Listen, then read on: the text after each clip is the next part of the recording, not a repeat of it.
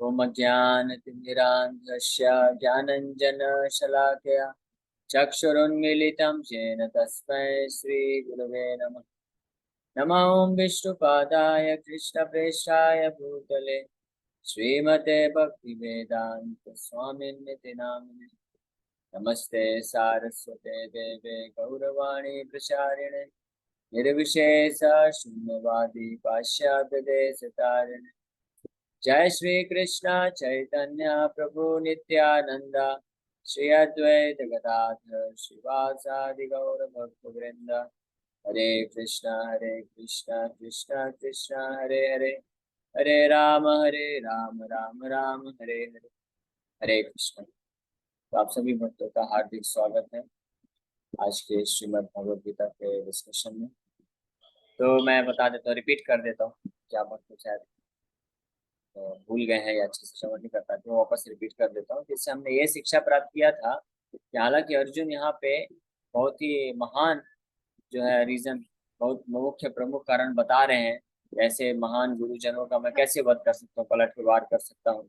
इस प्रकार से वर्णन करने के बावजूद भी अर्जुन का हृदय जो है सेटिस्फाइड नहीं हुआ, तृप्त नहीं हुआ, फिर भी असंतुष्ट रह के युद्ध को करने के लिए,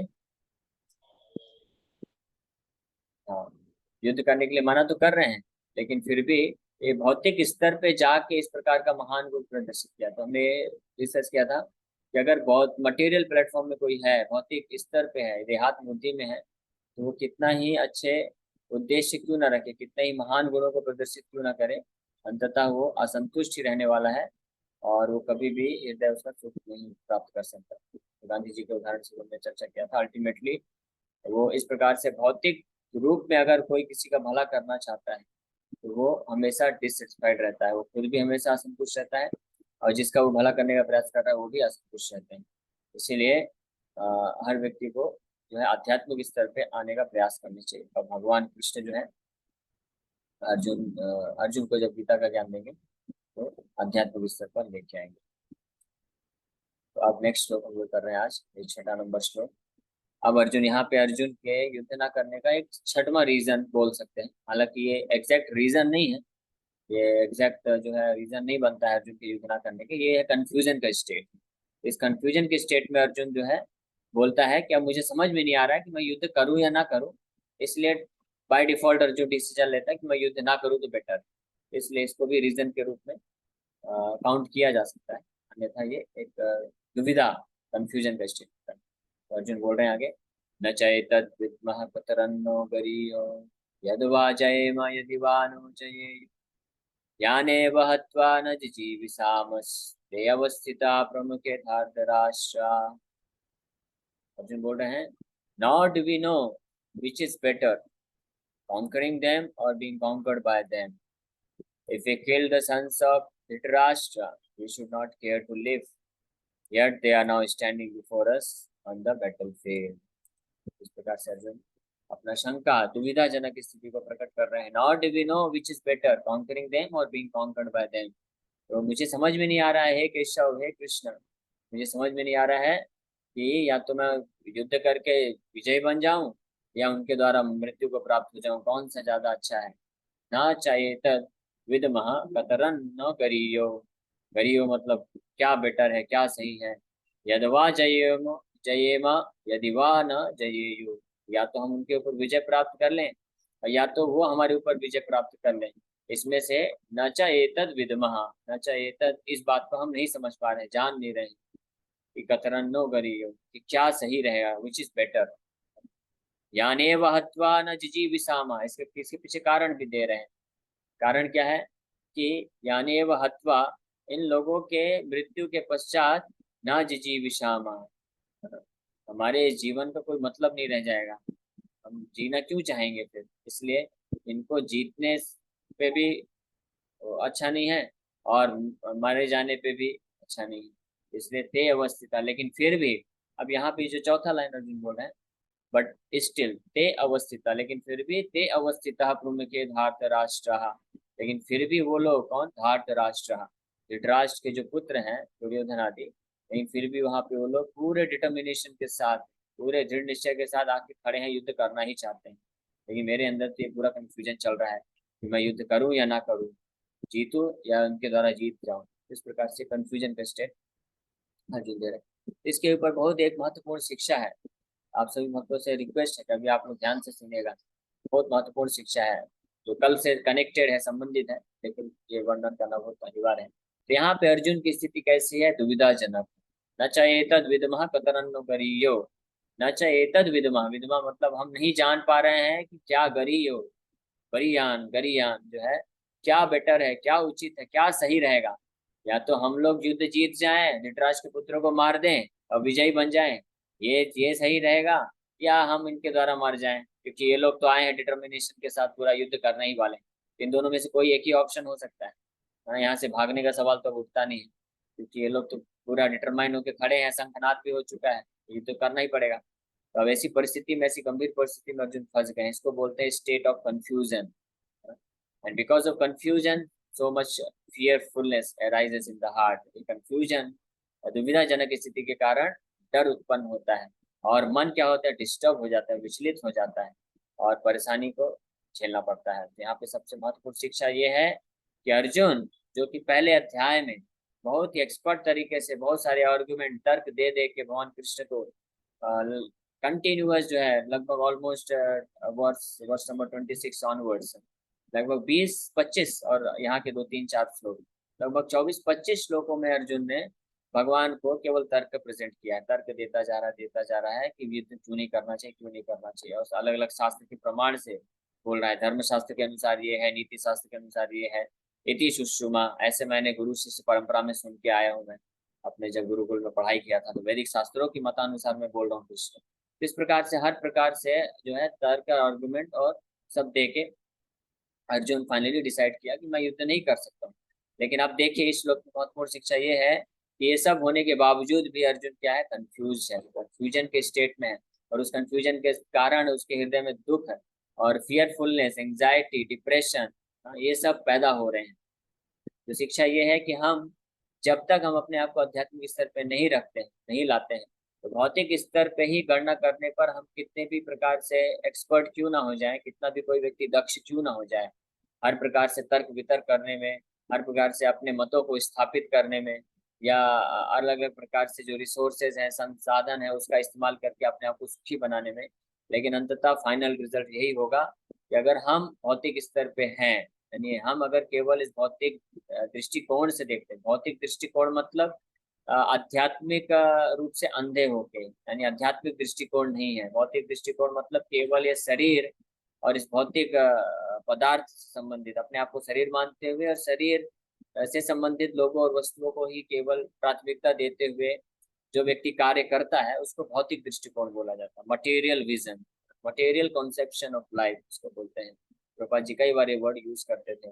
बिकॉज ऑफ बॉडली कॉन्शियसनेस और material consciousness, material conception of life, ये भौतिक विचारधारा होने के कारण व्यक्ति, अगर ये विचारधारा रखता है कोई भी व्यक्ति, तो कितना भी ज्ञानी क्यों ना हो, कितना भी एक्सपर्ट हो, कितना भी दक्ष हो, कैसी भी स्थिति में क्यों ना हो, वो हमेशा क्या होगा? फ्रस्ट्रेटेड होगा, कंफ्यूज होगा, डिप्रेशन का शिकार बनेगा और हमेशा हताश रहेगा। जिस प्रकार से मान लीजिए कोई बहुत ही अच्छा दौड़ लगाने वाला व्यक्ति है, एथलेटिक्स, बहुत अच्छा रेसिंग कर सकता है, खूब फास्ट दौड़ सकता है, लेकिन अगर उसकी आंख में आपने पट्टी बांध दिया और वो पिछले कई जो दौड़ भाग में वो गोल्ड मेडल लेके आया है, लेकिन अगर आंख में आपने पट्टी बांध दिया, तो सब कुछ एक्सपर्ट होने के बावजूद भी वो दौड़ नहीं पाएगा ना, इसका स्पीड अपने आप कम हो जाएगा, क्योंकि उसके मन में हमेशा भय, शंका, ये सब बना रहेगा कि मैं गिर न जाऊं, गिर न जाऊं। तो इसी प्रकार से हमको ये समझना चाहिए कि इस संसार में कोई भी व्यक्ति कितना भी बुद्धिमान क्यों ना माने अपने आप को, या हो भी सकता है भौतिक दृष्टिकोण से कोई व्यक्ति कितना बुद्धिमान क्यों ना हो, कितना ही ज्यादा तर्क वितर्क कर सकता हो, कितना ही ज्यादा अलग अलग अपने मत को स्थापित कर सकता हो, बुद्धि इस्तेमाल कर सकता हो, है ना, कितना ही उसका पहुंच क्यों ना हो, लेकिन अगर वो इस भौतिक चेतना में रहेगा, भौतिक चेतना मतलब शारीरिक चेतना, मटेरियल कॉन्शियसनेस, भौतिक दृष्टिकोण रखता है, आत्मविज्ञान के बारे में नहीं जानता है, और या तो जानता भी है तो उसको पालन नहीं कर पा रहा है, केवल भौतिक अपने शरीर को ही शरीर समझ के और इससे संबंधित लोगों को, भौतिक शरीर से संबंधित लोगों को ही भौतिक स्तर पे ही प्राथमिकता देने के कारण वो अल्टीमेटली इस स्थिति पे पहुंचेगा कि कंफ्यूज हो जाएगा, डिप्रेस हो जाएगा और हमेशा असंतुष्ट रहेगा और दुखी रहेगा, और फाइनली ये डिसाइड नहीं कर पाएगा, निश्चय नहीं कर पाएगा कि मैं अपने जीवन को सुखी बनाने के लिए या संतुष्टि प्राप्त, पूर्ण संतुष्टि प्राप्त करने के लिए क्या करूं। इस प्रकार से जीवन जो है उसका पूरी तरह से वो हो जाता है। वहीं दूसरी ओर अगर कोई बहुत ही सरल स्वभाव का व्यक्ति है, जिसके पास बहुत ज्यादा बुद्धि नहीं है, ज्ञान नहीं है, हाँ, और बहुत ज्यादा उसके पास एक्सपर्टाइज नहीं है, लेकिन अगर वो सरल स्वभाव है, भाग्य सौभाग्य से अगर किसी भक्त के संपर्क में आके इस भौतिक चेतना से अपने आप को बाहर निकाल ले, आत्म तत्व को समझ जाए, आत्मज्ञान को समझ जाए, जो भगवान अभी आगे आने वाले कुछ श्लोकों से प्रारंभ करेंगे देना उस आत्मज्ञान को, अगर इस आत्मज्ञान को समझ के उसमें अपने आप को स्थित करने का प्रयास कर ले, हाँ, साधना भक्ति के प्रोसेस के थ्रू, ये यथा श्रवणम कीर्तन विशेष रूप से हरिनाम जप के माध्यम से, इस साधना भक्ति पे अगर किसी को विश्वास आ जाए और इसको दृढ़ता पूर्वक पालन करना प्रारंभ कर दे, और उसके परिणाम स्वरूप अगर वो आध्यात्मिक चेतना वाला बन जाता है, यानी उसकी दृष्टिकोण जो है भौतिक से आध्यात्मिक हो जाती है, तो वो कैसा भी क्यों ना हो, कैसी भी स्थिति भी क्यों ना हो, हमेशा संतुष्ट हो सकता है और सही सही ठीक ठीक डिसीजन निश्चय जो है ले पाएगा। अन्यथा वो हर जो व्यक्ति है हमेशा कंफ्यूजन के स्टेज में रहेगा। ये एक बहुत महत्वपूर्ण ये हमको शिक्षा मिलती है इन 2-3 श्लोकों में, जो हमने अर्जुन के इस व्यवहार से देखा कि अर्जुन की अभी स्थिति कैसी है, देहात्म बुद्धि वाली स्थिति, यानी अपने आप को शरीर से संबंधित समझना, अपने आप को शरीर मानना, अपने आप को इस भौतिक जगत का मानना, ये भौतिक जगत मेरा है, ये बहुत, मैं इस भौतिक जगत का हूँ और मेरा यहाँ पे परमानेंट अपना जो है सेटलमेंट करने का प्रयास करना। इस प्रकार की चेतना में जो व्यक्ति रहता है उसके साथ ये स्थिति, दुविधाजनक स्थिति उत्पन्न हो जाती है। तो गोपाल जी पurport में लिख रहा है, arjuna did not know whether he should fight and risk unnecessary violence although fighting is the duty of the kshatriyas, or whether he should refrain and live by begging। तो अर्जुन के मन में ये कंफ्यूजन चल रहा है कि क्या करना चाहिए, क्या मुझे युद्ध करना चाहिए, मेरा क्षत्रिय धर्म है तो बोलता है कि युद्ध करना चाहिए, फाइटिंग करना चाहिए, और इस प्रकार का वायलेंस है ना, हिंसा करना चाहिए। वहीं दूसरी ओर उसको लग रहा है कि क्या ये सब छोड़ के मैं भिखारी बन जाऊं, वो ज्यादा सही। ये कंफ्यूजन उसके दिमाग में चल रहा है। If he did not conquer the enemy, begging would be his only means of subsistence, nor was there certainty of victory because either side might emerge victorious. Even if victory awaited them and their cause was justified, still, if the sons of Dhritarashtra died in battle, it would be very difficult to live in their absence. ये सब कारण हमने already पहले चर्चा कर लिए थे। Under the circumstances, that would be another kind of defeat for them. Although these considerations by Arjuna definitely prove that not only was he a great devotee of the Lord, but he was also highly enlightened and had complete control over his mind and senses। तो देखिए ये है, इस प्रकार का जो व्यवहार अर्जुन प्रदर्शित कर रहा है, तो निश्चित रूप में ये प्रूव करता है कि अर्जुन जो है बहुत ही क्या बोलते हैं, भगवान का भक्त होने के नाते अच्छा उसके अंदर सद्गुण थे, और इतना ही नहीं वो बहुत ही ज्ञानी भी था, है ना, धर्मशास्त्र नीति शास्त्र ये सब कुछ जानता था। और केवल इतना ही नहीं कि केवल जानता था, उसके ऊपर अब अर्जुन के पास अपने मन और इंद्रियों को संयमित करने का पूरा कंट्रोल भी था, तभी तो इतना बड़ा युद्ध छोड़ने को तैयार है ना वो। मालूम है अर्जुन को कि इस युद्ध को अगर करके हम विजयी बन जाएंगे तो पूरा पृथ्वी हमारा हो जाएगा, राज्य मिल जाएगा पूरा। लेकिन इसके बावजूद भी क्योंकि धर्म का ज्ञाता था, नीति शास्त्र धर्मशास्त्र जानता था, इसलिए अर्जुन जो है इस अपने सेंसेस मन और इंद्रियों को कंट्रोल करके युद्ध ना करने के बारे में सोच रहा है। ये बहुत बड़ी बात है, विशेष बात है, यानी अर्जुन कोई साधारण व्यक्ति नहीं। तो अब आप सोच सकते हैं कि ऐसा असाधारण व्यक्ति जो इतना ज्ञानी है और इतना जिसका कंट्रोल है, कंट्रोल ओवर सेंसेस है, वो व्यक्ति भी भौतिक चेतना में रहने के कारण जो है पूर्ण रूप से असंतुष्ट हो गया और कंफ्यूजन में चला गया, और इतना ही नहीं डिप्रेशन में हो गया, डिप्रेशन का शिकार बन गया। ये है स्थिति। देखिए ये भौतिक चेतना इसीलिए ये सबसे बड़ा प्रॉब्लम है संसार में, हमारा जो सबसे बड़ा समस्या है भौतिक चेतना में होना। इसलिए प्रभुपाद जी मेंशन करते हैं एक जगह, पर्पट में लिखते हैं कि सबसे बड़ा पाप क्या है। अलग अलग प्रकार के पाप होते हैं, सबसे कुछ पाप होते हैं जिनको महापातक बोला जाता है, यानी बहुत सबसे महान पाप। उन महान पापों में नाम आता है कि जो ब्राह्मण का हत्या करता है, वो हत्या करता है और अबॉर्शन करता है, इस प्रकार के कुछ पाप होते हैं, वो सबसे महान पाप बताए गए हैं। लेकिन ये जो पाप है इनसे भी ज्यादा बढ़ चढ़ के, इनसे भी लाखों लाखों गुना ज्यादा महान पाप क्या है? देहात्म बुद्धि, अपने आप को शरीर समझना और इस भौतिक चेतना में रहना, ये सबसे बड़ा पाप बताया गया है। क्यों ऐसा, इसको क्यों बताया गया है?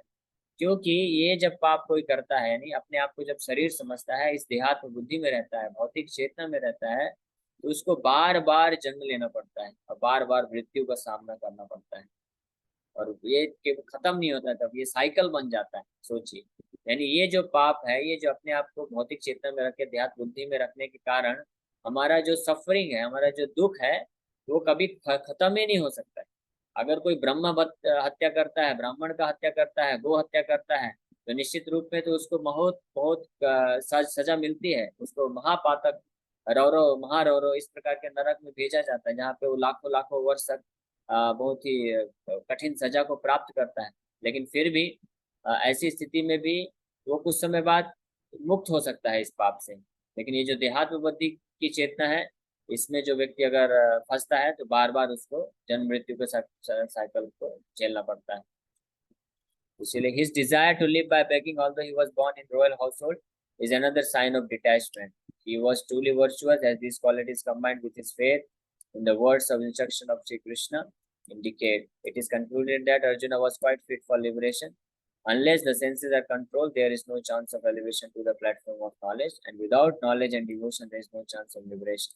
Arjuna was competent in all these attributes over and above his enormous attributes in his material relationship. इस प्रकार से हमने ये चर्चा किया कि अर्जुन हर प्रकार से योग्य होने के बावजूद भी जो है इस कंफ्यूजन में फंस गए, क्योंकि उन्होंने भौतिक चेतना में थे। इसलिए अब भगवान कृष्ण अगले श्लोक से अर्जुन फाइनली भगवान को सरेंडर करके दिव्य ज्ञान को प्राप्त करेंगे। ओके, तो इसी के साथ हम लोग यहाँ पे विराम करेंगे। आप सभी भक्तों का बहुत बहुत धन्यवाद।